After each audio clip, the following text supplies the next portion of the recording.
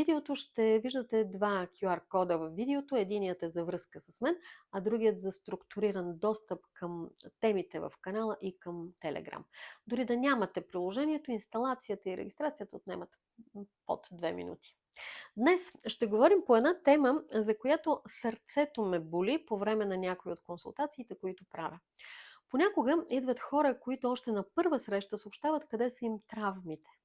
В подобни случаи знам, че с тях е работено и те са оставени още по-сами след края на така наречената терапия, тъй като целта на всяка работа с човешката психика определено не е да й нацелиш травмите и да ги формулираш и да й ги съобщиш. На всичкото отгоре, често не е и така, както е казано, но това е друг въпрос.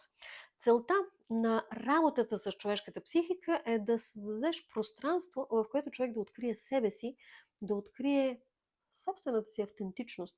И това не става с призиви, няколко прочетени по диагонал книги и беден речник.